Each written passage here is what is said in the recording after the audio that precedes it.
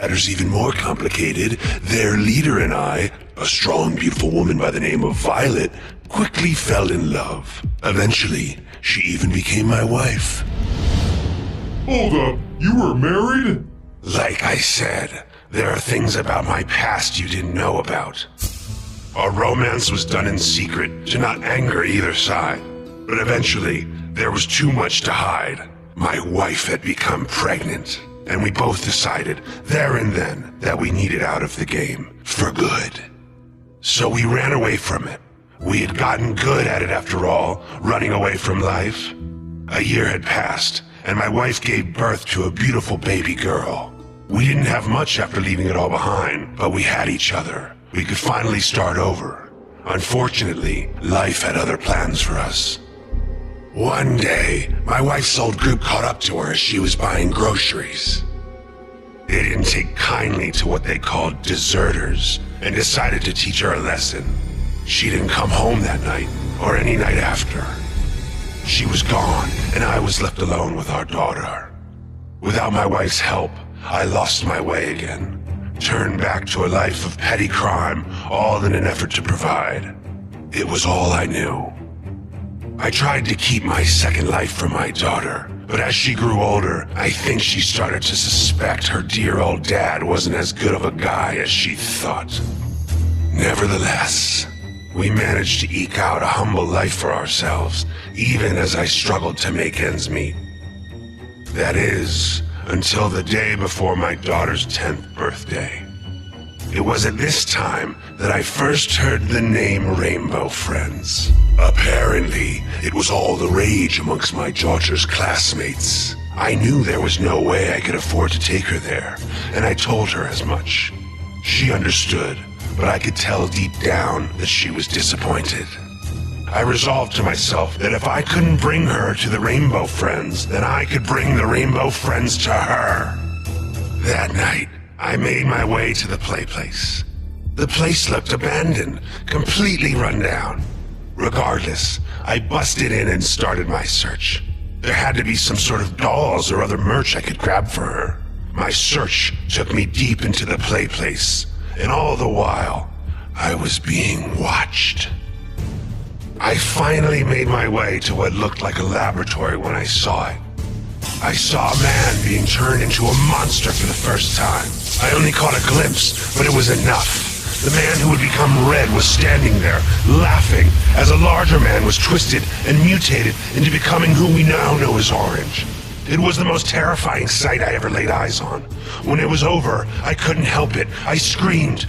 Red turned to face me, and I'll never forget what he said. Ah, do you want to become my friend too? I ran, but I didn't know where I was going, whereas he knew the facility like the back of his hand. So I ducked into a vent. I sat there in the darkness for a moment until I heard a flame flicker to life. I turned, only to come face to face with the man once more. Boo.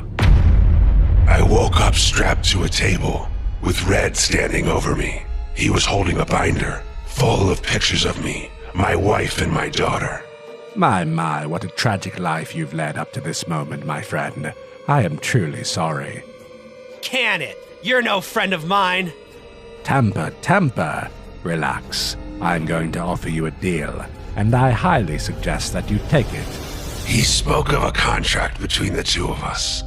He would provide for my daughter, making it so that she would never want for anything in this world ever again.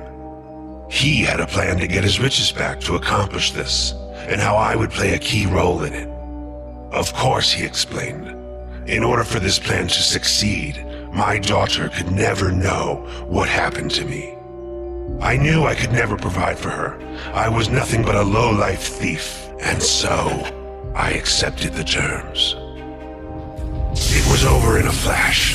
I might have screamed, but I can hardly remember. Before I knew it, my limbs had grown long and gangly, and my skin became purple. I accepted my new life as a Rainbow Friend, and for his part, Red delivered to me monthly updates on my daughter's progress. She was alone in the world, but he had made sure to get her in the proper channels. Due to the Rainbow Friends' success, Red became rich, and he had passed a portion of those earnings on to her. She had become successful herself, doing well in school, sports, art, and talent. My little girl had it all. He kept his word, or so it seemed. One day, as we were entertaining the guests as usual, I saw her, my daughter, now fully grown up. She looked just like her mother. I couldn't believe my little daughter had turned into the successful woman that stood before me. And yet, I couldn't bear to face her, so I hid. I was ashamed of what I had become. No daughter should have to see their father in this condition.